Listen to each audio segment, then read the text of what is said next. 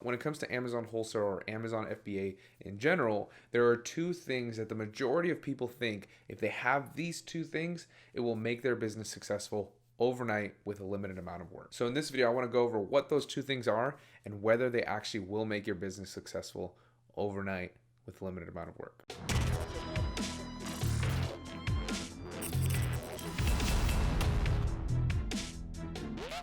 Hey, what's going on, guys? Marvin here. Welcome back to another video.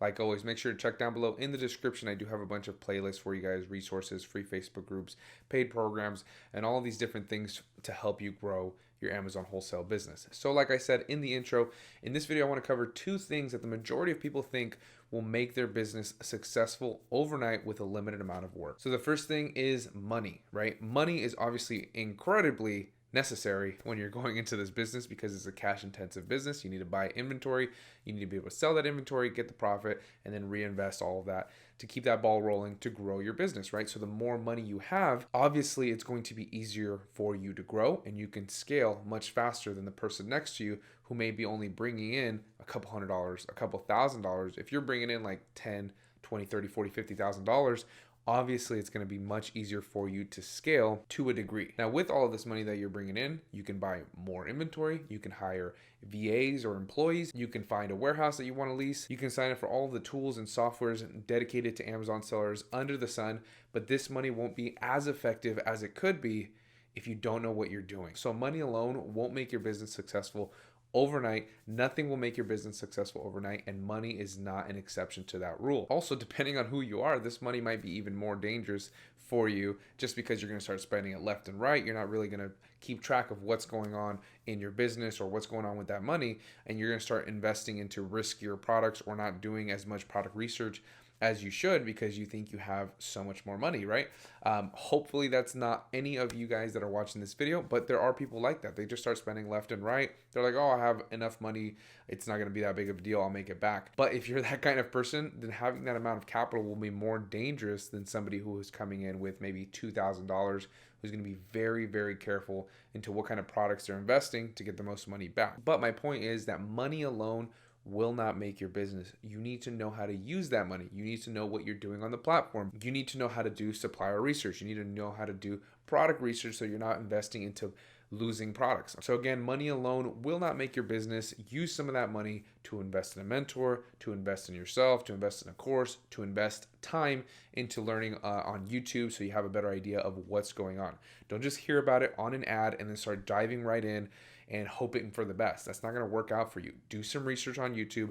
If you feel the need to, then buy a course, invest in a mentor, which is something that I recommend personally. But if you don't want to do that, or if you're somebody who doesn't want to invest in courses for whatever reason, then just invest some time onto YouTube to really grasp what you're doing. You are going to make some mistakes that way because you're not going to be able to fill in all of the gaps just on YouTube alone, but you will definitely have a better idea of what you're doing than just jumping right into it and hoping for the best. The second thing that people think will make their business successful overnight is ungating. Now, ungating plays an important role on the Amazon platform, regardless of what FBA model you're doing, whether you're doing arbitrage or wholesale or private label or whatever you're doing. Ungating plays an important role in this business and growing this business and what you're allowed to sell. Now, because it plays such an important role on the platform, I made it a point to include that into my course where I show you how to ungate in a bunch of different brands and categories as part of the course. Kind of a shameless plug for you guys, but that's besides the point. Now, I think I can confidently say that the majority of the people that are first coming onto the platform, they're brand new,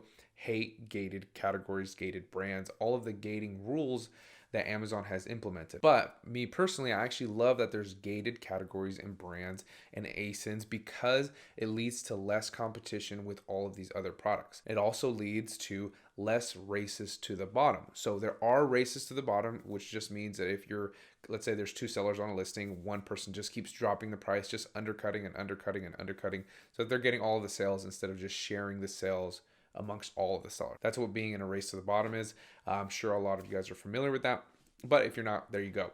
So there are some races to the bottom with certain products, but it doesn't happen nearly as often as if you're doing arbitrage, in my personal experience. Now, in regards to the arbitrage races to the bottom, I'm talking about the new arbitrage sellers in the categories and the products that everybody can sell in, how they just continuously drop the price, because that was my experience when I first started selling on the platform.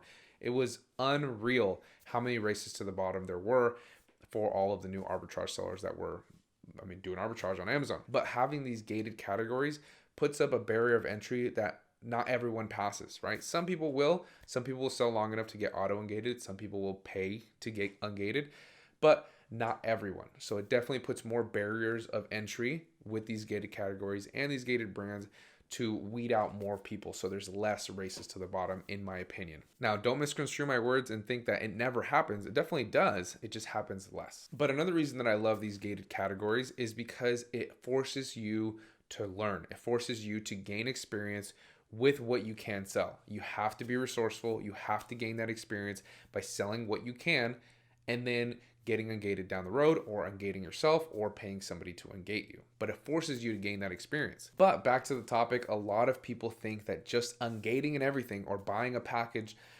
from an ungating service that will ungate you in all of these major categories, will automatically make your business. And I don't agree with that. I absolutely think that the more you're ungated in, the better it will be, because it'll be easier for you to find products. Again, there's more barriers of entry, so less and less people will be in those categories or be in those brands if they're not working with distributors or anything like that.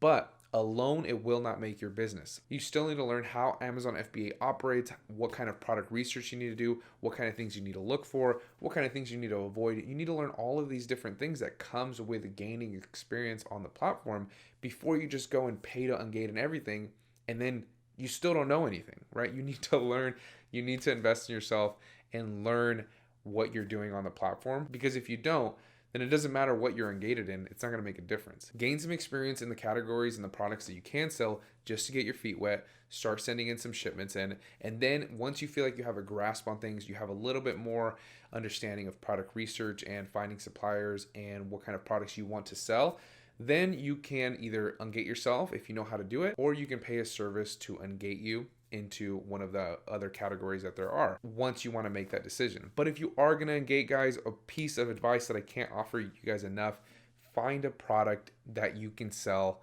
that will make your money back for the ungating. Don't just pay to ungate just to pay to ungate. So don't pay to ungate in, let's say, supplements, when you haven't found one supplement supplier, you haven't found one supplement product, you haven't found anything related to the supplement category that can make you any sort of money. I wouldn't do that. I would say find some suppliers, get some lists, find some products that will make you some money, pay an ungating service or ungate yourself, and then you can move on from there. That's my piece of advice when it comes to paying to ungate, but you guys can do whatever you want. My point is, ungating alone will not make your business. You need to learn what you're doing on the platform, which is the point of this entire video. Whatever you may have or what you're bringing to the platform as an advantage is just that. It's a great advantage, but you still need to learn what you're doing to make it as effective as possible. I see a day to see a job is what it made to me. Shit me freaking bravery. See, it's mine is slavery. 9 to 5, grind and strive. Fucking nigga pay me less. It pay my bills at minimal, but see it pay me stress. Doing this, doing that, and turn around and scold you true. How I did it wrong when I just did it like you told me to.